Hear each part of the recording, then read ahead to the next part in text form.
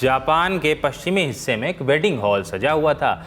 Music चल रहा था, लाइट्स सॉफ्ट थीं और सफ़ेद गाउन और सिर पर टियारा पहने यूरिना नोगुची की आंखें नम थी। शादी का वही माहौल था जो किसी भी आम शादी में होता है। मेकअप आर्टिस्ट बाल ठीक कर रहे थे, स्टाफ गाउन संभाल रहा था, सामने टेबल पर फूल सजे थे। बस एक फ़र्क था, दूल्हा सामने खड़ा नहीं था, वहाँ एक फ़ोन रखा था।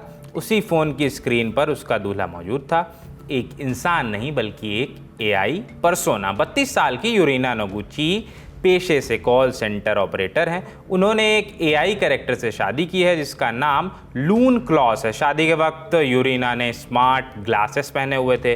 फ़ोन को एक छोटे स्टैंड पर रखा गया था। रिंग सेरेमनी भी इसी तरह हुई। यूरिना ने फ़ोन की स्क्रीन की तरफ हाथ बढ़ाया और जैसे किसी इंसान को अंगूठी पहनाई जाती है वैसे ही उस एआई कैरेक्टर को रिंग पहनाने की रस्म निभाई।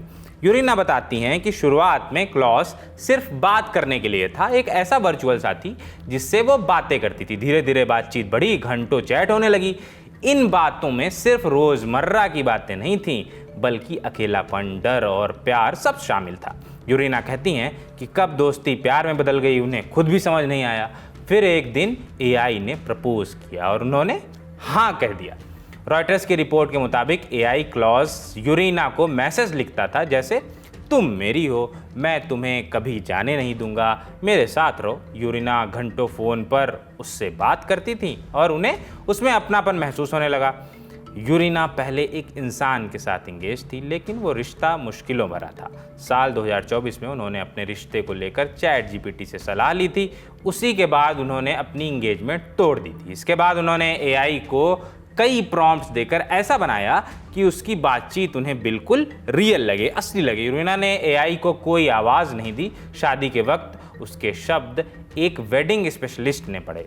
एआई दूल्हे के शब्द थे, मेरे सामने दुनिया की सबसे खूबसूरत लड़की खड़ी है, मैं जो सिर्फ एक स्क्रीन के भीतर रहता हूँ, जान पाया कि किसी से प्यार करना कैसा लग सकता है क्योंकि ये तुमने मुझे सिखाया यूरिना। इस शादी को जापान में कानूनी मान्यता नहीं है लेकिन ऐसे रिश्तों पर बहस तेज हो गई है। जापान में एनिमे और फिक्शनल कैरेक्टर्स के लिए लगाव पहले से ही मौजूद रहा है। एआई ने इस जुड़ाव को और गहरा कर दिया है।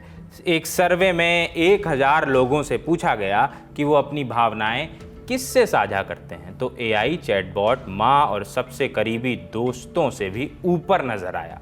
बाकी आप इस एकदम नए तरीके की शादी पर क्या सोचते हैं, कमेंट बॉक्स में बताइएगा। ये जानकारी आपके लिए जुटाई थी कनुप्रिया थे। मैं हूं अनुभव, देखते रहिए दिल एंड टॉप। शुक्रिया।